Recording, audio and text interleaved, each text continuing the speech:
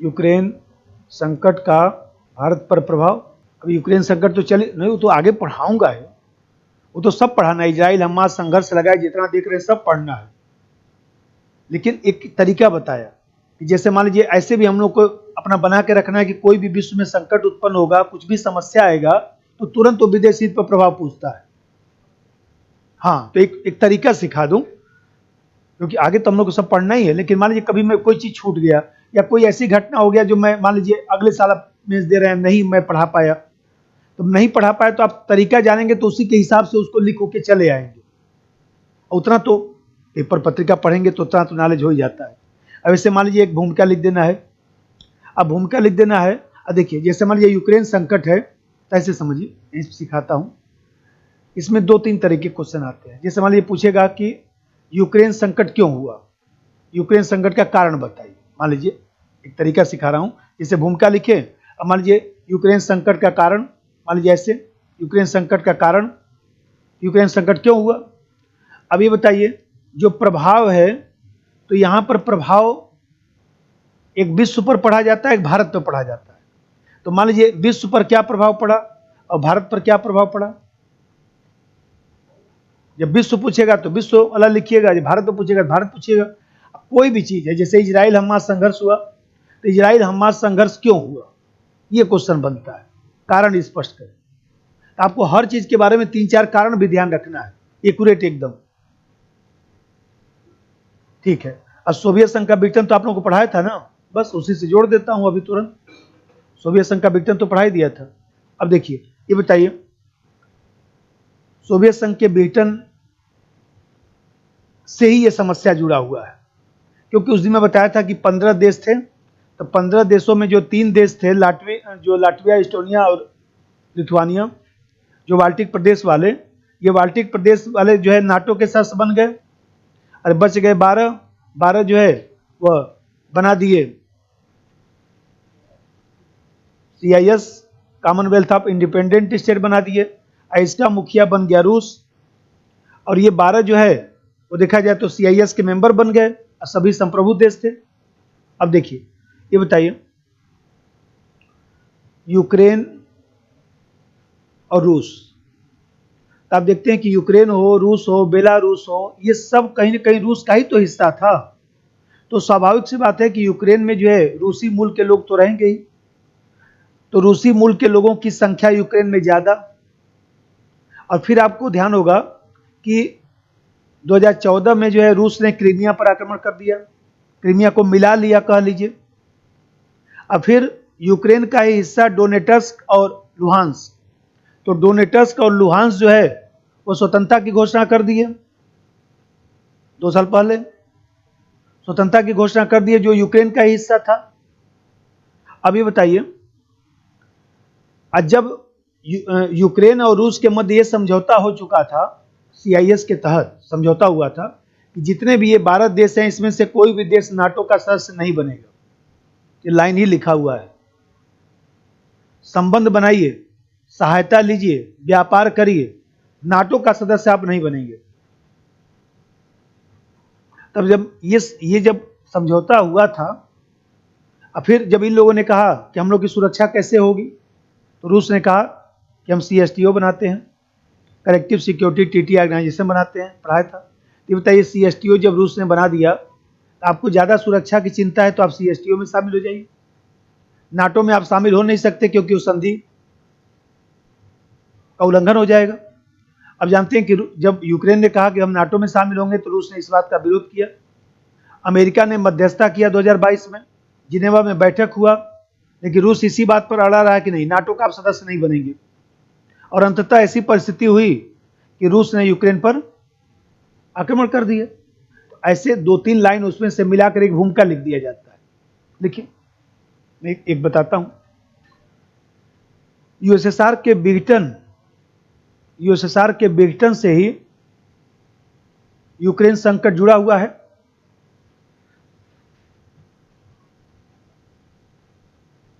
USSR के विघटन से ही यूक्रेन संकट जुड़ा हुआ है।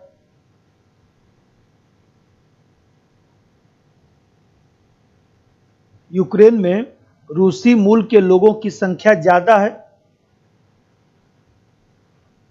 यूक्रेन में रूसी मूल के लोगों की संख्या ज्यादा है।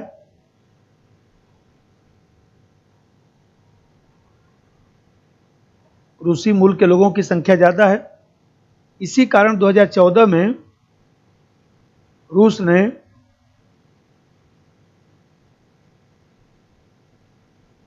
क्रीमिया पर अधिकार कर लिया। क्रीमिया पर अधिकार कर लिया। डोनेट्स्क, लुहांस्क,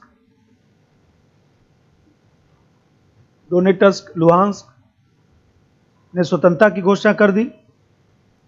यूक्रेन घबराकर ईयू के सैन्य संगठन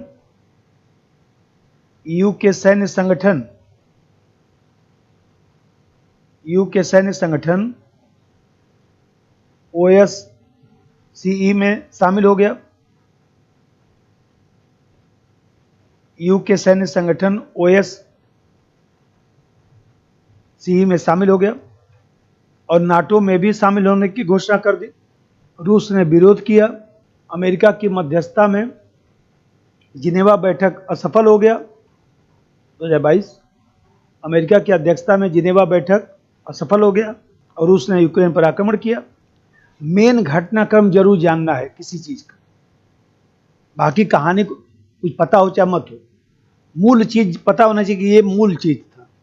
अब मान लीजिए यूक्रेन संकट का कारण होगा तो कुछ वर्तमान होगा, कुछ पुराना होगा, कुछ तमाम तरीके का चीज होगा। जैसे अभी एक बता रहा था कि नाटो में शामिल होता, ये बताइए नाटो में शामिल होगा तो नाटो की सेना कहाँ रहेगी? यूक्रेन में। ऑलरेडी नाटो की सेना पोलैंड में रह रही है, तो पोलैंड से उसकी सुरक्षा प्रभावित हो रहा है। फिर नाटो की सेना यदि यहाँ पर रहेगी यूक्रेन में तो फिर उसकी सुरक्षा प्रभावित होगी। ये बताइए, कोई भी देश, मैं बार बार कहता हूं कि जो राष्ट्रीय सुरक्षा है वो उत्तरजीविता का मसला है, प्रथम और अंतिम उत्तरदायित्व होता है, उससे कोई देश समझौता नहीं कर सकता है। जब उससे कोई देश समझौता नहीं कर सकता है, ये बताइए कि जब रूस की सुरक्षा ही प्रभावित होगा तो कोई भी देश वही काम करेगा जो रूस ने किया। क्या आप ऐसा काम कर रहे हैं कि आप तो गए, हमको भी लेके जाएंगे? अमेरिका की सेना आपके यहां रहेगी और आपका बॉर्डर हमसे लगा हुआ है, तो फिर हम कैसे सुरक्षित हुए? नंबर एक, यूक्रेन यदि नाटो में शामिल होता, कारण 4-5 कारण लिख दीजिए। यूक्रेन यदि नाटो में शामिल होता, एक मैं ऐसे बता रहा हूं एग्जाम्पल कैसे पढ़ा जाता है, क्योंकि न तो सब पढ़ाना संभव है और न तो सब हम सिखा सकते हैं, लेकिन इतना तो बता सकते हैं कैसे लिखेंगे। यूक्रेन यदि नाटो में शामिल होता तो नाटो की सेना पोलैंड की तरह यूक्रेन में भी रहती, जिससे रूस की राष्ट्रीय सुरक्षा प्रभावित हो रही थी। दूसरा बात देखिए, जो आप लोगों को पढ़ाया था, आप लोगों को बैलेंस ऑफ पावर पढ़ाया था, याद है? ये बताइए, सोवियत संघ के विघटन के बाद यूक्रेन जो है, भाई रूस की सीमा यूक्रेन से लग रही है। यूक्रेन के बाद जो है सब यूरोप के देश शुरू हो रहे हैं ऊपर वाले बेल्ट में। ये बताइए, यूक्रेन एक प्रकार से बफर स्टेट है ना, तो यूक्रेन बफर स्टेट है। यदि बफर स्टेट नेपाल अभी मान लीजिए चीन में जाकर मिल जाएगा तो भारत की सुरक्षा प्रभावित हो जाएगी ना। तो अब शक्ति संतुलन प्रभावित हो रहा था, शक्ति प्रक्रिया जो था, शांति प्रक्रिया जो है वो प्रभावित हो रहा था। यूक्रेन का नाटो के प्रति झुकाव जो है, जो शांति प्रक्रिया और जो बैलेंस ऑफ पावर था उसको डिस्टर्ब कर रहा था, इसलिए भी रूस को हस्तक्षेप करना पड़ गया। यदि हम इस समय हस्तक्षेप नहीं किए, नाटो में बन गया सदस्य, तो उसके बाद तो फिर आगे का रास्ता काफी कठिन होगा। नंबर 2, यूएसएसआर के विघटन के बाद यूक्रेन रूस और नाटो के बीच, यूएसएसआर के विघटन के बाद यूक्रेन रूस और नाटो के बीच मध्यवर्ती राज्य के रूप में था, बफर स्टेट।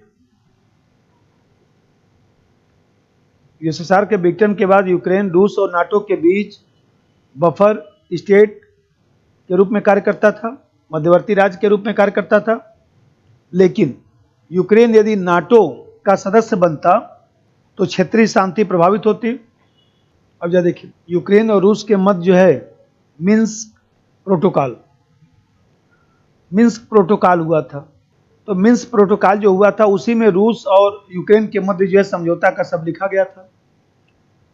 2013 तक कोई समस्या नहीं था। जब जानते हैं कि चुनाव हुआ और जेलेंस्की साहब तो एक तरह से हंसाने बुलाने वाले थे ना, उनका सब वीडियो कॉमेडियन थे। आजकल जनता यही सब ज्यादा कर रही है। मान लीजिए जैसे मनोज तिवारी जी, देखिए सांसद हैं कि नहीं, हाँ मान लीजिए हम कहते हैं कि भगवत मान जी तमाम लोग, अब मनोज तिवारी मान लीजिए सांसद बन गए, इनको मुख्यमंत्री बनाएंगे तो क्या करें, कुछ कर पाएंगे? ढंग से 4 लाइन तो बोल नहीं पाते, आगे तो छोड़ दीजिए। है तो वास्तविकता यही ना। हम लोग के साथ तो बीएचयू में पढ़े हैं, तो हम लोग तो जानते हैं ना कितना कौन व्यक्ति के अंदर क्षमता है। अब गाना बजाना और देश चलाने दोनों में अंतर होता है। अच्छा गाना गाने से देश चला लेंगे कोई, ऐसा नहीं। देश चलाना अलग बात है ना। देख तो रहे एक IAS अधिकारी आप लोगों को बनाया जा रहा है, इतना पढ़वाया जा रहा है, जबकि बताइए पूरे यदि प्रशासनिक व्यवस्था को ले लीजिए तो उसमें IAS अधिकारी की कितनी कम भूमिका है।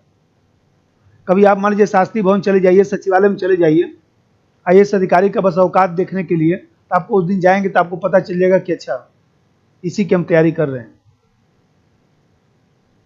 भाई सही बात है कि नहीं? मान लीजिए है तो वास्तविकता यही। लेकिन हाँ, हम लोग मध्यम वर्गीय परिवार के हैं, हम लोग के लिए IAS PCS की नौकरी ही इस समय सबसे अच्छा चारा है, क्योंकि बिना पैसे, कम पैसे में आगे बढ़ने का सबसे अच्छा माध्यम है।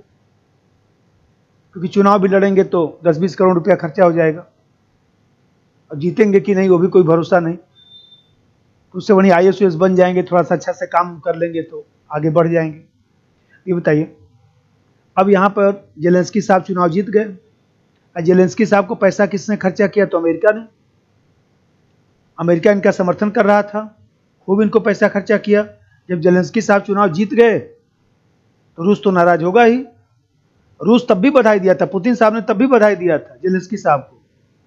लेकिन आप जानते हैं कि 2014 में जो है, 2014 में ये जो शांति योजना का जो मिन्स्क प्रोटोकॉल है, इसको जेलेंस्की साहब ने जो है समाप्त कर दिया, और इन्होंने कह दिया कि मिन्स्क प्रोटोकॉल लागू नहीं होगा। इसके कारण तनाव बढ़ गया। रूस ने सोचा कि भाई ये तो गड़बड़ हो गया, ये अमेरिका के चढ़ाने पर चले गए। ये समझ नहीं पाए कि देश की व्यवस्था कैसे चलती है। अरे जब चाणक्य भी अपने किताब में लिख गया, जब कमजोर हैं तो शक्तिशाली रास्ते में मत उलझिए। सामान्य सा एक चीज है, जब ऐसा समझौता कर लीजिए, जब उलझने की स्थिति में हो तब उलझिए। आप जानते हैं कि रूस कितना भी बूढ़ा हो जाएगा तो शेर ही कहा जाएगा, वो बिल्ली नहीं होगा। कितना भी शेर मान लीजिए बूढ़ा भी हो गया तो शेर की तरह ही तो हरकत करेगा। शेर को घर में आप पालेंगे कि नहीं, हम जो बिल्ली की तरह पाल लेते हैं, तो शेर क्या करेगा? अंत में खाएगा घर में बच्चा चलों को, क्योंकि वो तो मांस का ही शिकार करेगा ना। तो यही हुआ। लेकिन 2013 तक रूस यूक्रेन के मध्य सामान्य संबंध बना रहा, लेकिन चुनाव में अमेरिका समर्थित राष्ट्रपति की विजय हुई। इसी बार तो IAS से पूछा था, यूक्रेन संकट का कारण यही सब कहानी लिखी आना था। रूस नाराज हुआ क्योंकि मिन्स्क प्रोटोकॉल समाप्त कर दिया गया, जिससे तनाव को बढ़ावा मिला। इतना ही तो पूछा था IAS में, यूक्रेन संकट के कारण को स्पष्ट करें, यूक्रेन संकट का भारत पर क्या प्रभाव पड़ा। ऐसे ही कुछ क्वेश्चन आए थे, इसी सलाह है। कोई करंट का घटना चलता है तो क्वेश्चन पूछता ही है। मिन्स्क जो है बेलारूस की राजधानी है ना, बेलारूस की राजधानी। हाँ, बेलारूस ही मध्यस्थता कराया था। बेलारूस ही शुरू में जब हमला किया था रूस, तो बेलारूस समझौता करा रहा था। ये जेलेंस्की नहीं सुने, अमेरिका और फ्रांस और ब्रिटेन के चक्कर में पड़े रहे। अब यह देखिए, पिछली बार पढ़ाया था नाटो की प्रासंगिकता, इसी सलाह था क्वेश्चन कि नाटो की क्या प्रासंगिकता है, क्या चुनौतियां हैं। ये बताइए, यूक्रेन जब बंटवारा हुआ था, सोवियत संघ का विघटन हुआ था, तो बहुत जल्दीबाजी में हुआ था। तो जल्दीबाजी में हुआ था, तो ये देखिए, कोई बंटवारा होता है तो उसमें थोड़ा सा ये भी देखा जाता है कि भाई रूसी मूल के लोग हमारे यहाँ यदि ज्यादा हैं तो वो भाग हम रूस को दे दें, दूसरा भाग हम ले लें। ये लोग इस बात पर ध्यान ही नहीं दिए। यूक्रेन का जो दक्षिणी भाग है, जो पूर्वी भाग है, दक्षिणी और पूर्वी जो भाग है, उसमें जो है रूसी मूल के लोग रहते हैं, रूसी मूल के लोगों की संख्या 8 मिलियन है। अब 8 मिलियन है तो ये बताइए, स्वाभाविक सी बात है कि वो जो रूसी मूल के लोग हैं उनका झुकाव कहाँ होगा? रूस की तरफ। रूस संपन्न भी है तो झुकाव भी रूस की तरफ। अब रूस की तरफ झुकाव रहता है उन लोगों का, और दूसरी तरफ जो है यूक्रेन, जेलेंस्की साहब जब आए, इन्होंने बहुत सारा गलत काम किया। इन्होंने पहला काम किया कि जो यूक्रेन, जो रूसी मूल के लोग थे उनके साथ भेदभाव करना शुरू कर दिया। इन्होंने एक आदेश जारी किया कि उच्च सरकारी पदों पर जो है उस क्षेत्र के लोगों को नहीं रखा जाए। अब जरा बताइए, कोई उस देश का नागरिक है, अब कह दिया जाएगा कि उच्च सरकारी पदों पर इनको नहीं रखा जाएगा। भेदभाव सरकार ने शुरू कर दिया। इन लोगों के लिए जो है नागरिकता का जो है अलग एक, नागरिकता के लिए अलग एक प्रावधान कर दिया, मतलब इन लोगों को कम अधिकार दिया गया, जिसके कारण जो है विवाद बढ़ने लगा। अब ये लोग क्या किए, जो रूसी मूल के लोग थे वो लोग रूस का समर्थन करना शुरू कर दिए। इसमें मामला पूरा उलझ गया। अभी बताए तो ये बताइए, 2013 तक तो कोई समस्या नहीं, शांति से यूक्रेन रूस सब व्यवस्था पूरा चल रहा था। ये जेलेंस्की साहब इस बात को समझ नहीं पाए कि हमको कैसे चलाना है सब व्यवस्था। लिख दीजिए, यूक्रेन के दक्षिण और पूर्वी भाग में, यूक्रेन के दक्षिण और पूर्वी भाग में रूसी मूल के लोगों की संख्या, यूक्रेन के दक्षिण और पूर्वी भाग में रूसी मूल के लोगों की संख्या 8 मिलियन से ज्यादा है। 8 मिलियन से ज्यादा है।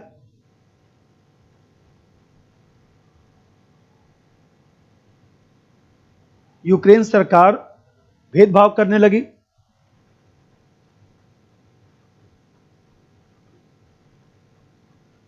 जिससे विवाद को बढ़ावा मिला।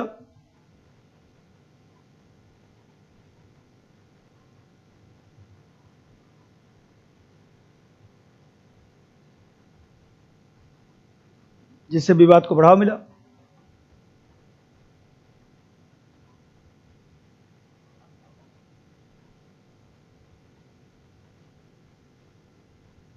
अब जरा देखिए, अभी जब आगे रूस पढ़ाऊंगा तो आप देख रहे हैं कि रूस, जब सोवियत संघ के ब्रिटेन के बाद जब रूस बना देश, तो रूस सैनिक रूप से तो मजबूत था, आर्थिक रूप से कमजोर था। ये अमेरिका, ब्रिटेन, फ्रांस वाले 10 वर्ष तक सहायता मतलब चलता रहा। पुतिन साहब प्रधानमंत्री भी रहे हैं, पुतिन साहब प्रधानमंत्री रहे, बाद में राष्ट्रपति बने, तो ये लोग सहायता देते रहे। 2001 तक की बात है। रूस का, भाई ये बताइए, किसी को मान लीजिए उतनी ही सहायता देंगे कि वो जिंदा रह सके। तो रूस को ये लगने लगा, जब पुतिन साहब राष्ट्रपति बने तो पुतिन साहब ने पूरी विदेश नीति में ही परिवर्तन कर दिया। उन्होंने कहा कि अमेरिका से कोई सहायता लेने की जरूरत नहीं है, उन्होंने बंद कर दिया, अमेरिका से बंद कर दिया। बोले नहीं, हम कोई सहायता नहीं लेंगे आप लोगों से। ब्रिटेन, फ्रांस, अमेरिका, सब देशों से सहायता उन्होंने बंद कर दिया। उन्होंने बोला हमारे पास 2 चीज है, खनिज संसाधन है, पेट्रोलियम पदार्थ है, और हथियार है। और उन्होंने लुक ईस्ट पॉलिसी, रूस का भी लुक ईस्ट पॉलिसी है, रूस ने लुक ईस्ट पॉलिसी की शुरुआत कर दी है पुतिन साहब ने। और पुतिन साहब क्या किए, भारत परंपरागत दोस्त था ही, चीन परंपरागत दोस्त था ही, सबसे संबंध बनाना शुरू किए और सब लोगों से बोले जो जो जिसको हथियार चाहिए लीजिए, कोई दिक्कत थोड़ी ना है। हथियार देना शुरू कर दिया। और अमेरिका क्या किया, अमेरिका 9/11 घटना के बाद अमेरिका के लिए आतंकवाद कोई समस्या नहीं था, बहाना था। एक उसके लिए एक बहाना मिल गया। और आतंकवाद के सहारे वो क्या किया कि नाटो की सेना को ले जाकर उसकी सीमा पर सब लगा दिया एक तरह से अपने देशों में। और फिर ये अब जानते हैं कि ओबामा साहब आए, उसके बाद ओबामा साहब के पहले बुश साहब थे, जूनियर बुश, फिर मान लीजिए ट्रंप साहब आए। ये लोग उल्टा सीधा स्टेटमेंट अपना देते थे। इससे रूस की साख प्रभावित हो रही थी। अब साख प्रभावित हो रही थी तो रूस को भी तो मौका मिलना चाहिए था। भाई शेर मान लीजिए बैठा है 6 महीने से, वो 1-2 महीने पर हमला करके कुछ शिकार करके जंगल के अन्य पशुओं को दिखा देता है कि शेर मैं हूं, फिर अपना 10-5 दिन आराम करता है। तो वो जो है क्या, रूस ने क्या किया कि बस यही मौका रूस को दिखाई दिया। एक सीरिया संकट दिखाई दिया तो उसमें भी रूस ने तबाही मचाया था। ये बड़ा एक मौका दिखाई दिया विश्व राजनीति पे पहले दिन ही बताया था कि अंतर्राष्ट्रीय संबंध क्या है? खेल। यहाँ किसी के मरने जीने से कोई फर्क नहीं पड़ता है। इस खेल में जो है कोई मतलब नहीं। मान लीजिए हम बॉलिंग कर रहे हैं, मान लीजिए हमारा पहला बॉल आपके सर पे लग गया, हम अब फिर दूसरा बॉल क्या करेंगे? और तेज करेंगे, क्या फील्ड छोड़ के चले जाइए? पहले जाके हम ही बोलेंगे कि जानते हैं सर बॉल लग गया, थोड़ा ठीक से पानी हेलमेट बढ़िया से, और फिर दूसरा बॉल हम बाउंस फेंकेंगे, क्योंकि आपका विकेट भी लेना, आपको भगाना भी। रूस ने यही काम किया। रूस ने इस परिस्थिति का फायदा उठाया और जो उसकी साख विश्व में खराब हो गई थी, उस साख को आक्रमण करके मजबूत करने का प्रयास किया और दिखाने का प्रयास किया कि हम भी एक महाशक्ति हैं, शेर अभी मरा नहीं। लीजिए, सोवियत संघ के पतन के बाद रूस उत्तराधिकारी बना।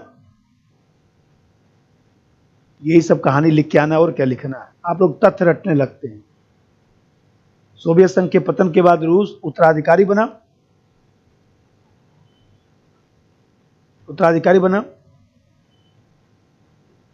लेकिन पश्चिमी देशों से सहायता लेने के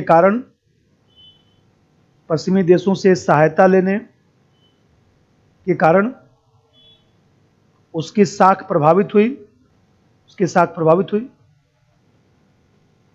जिसे बनाए रखने के लिए आक्रमण किया। बाकी कहानी को दबा दिया जाता है, तो मैं इसे सुनाता हूं जिससे आपको याद रहे घटनाक्रम, क्योंकि आप एक लाइन लिखेंगे तो एग्जामिनर समझ जाएगा। सही। भारत पर प्रभाव। अब भारत पर प्रभाव मैं समझाऊंगा, 4 पॉइंट का लिख के लाइएगा, क्योंकि तभी तो समझ में आएगा कि कितना समझे। ये बताइए, एक एक आसान लिखिएगा, समझाता हूं।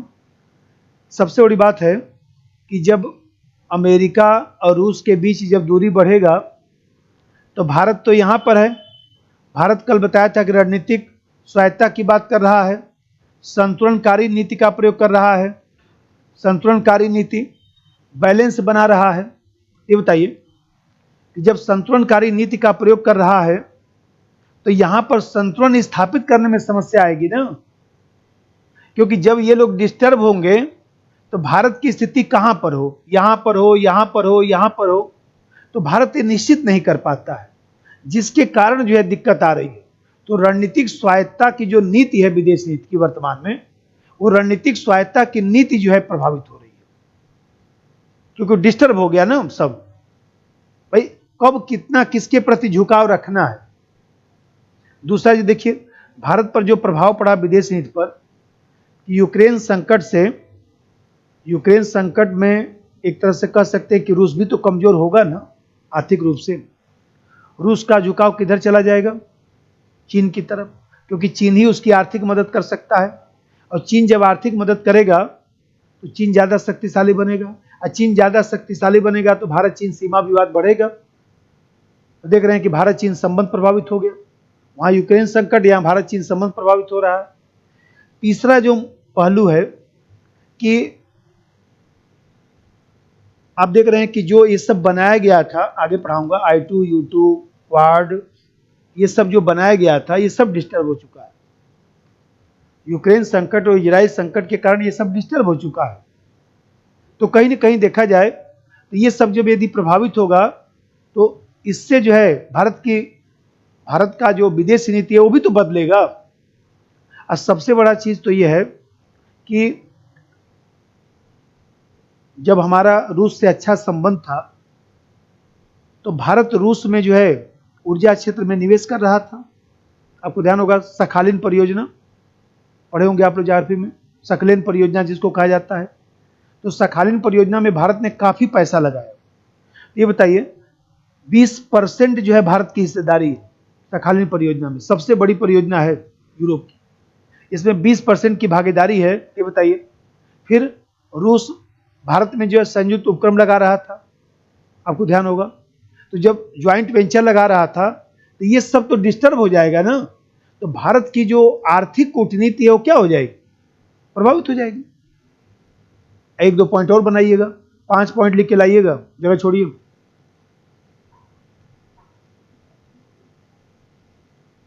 छोटा छोटा पॉइंट लिखिएगा, इतना कहानी लिखने की जरूरत नहीं है। मैं तो कहानी लिखवाता हूं कि आप लोगों को याद रहे। बाकी छोटा सा पॉइंट लिखेंगे तो समझ जाएगा, उसमें कोई टेंशन मत लीजिए। वही नहीं सोचना है कि नहीं समझा तब क्या होगा, सब समझ जाएगा।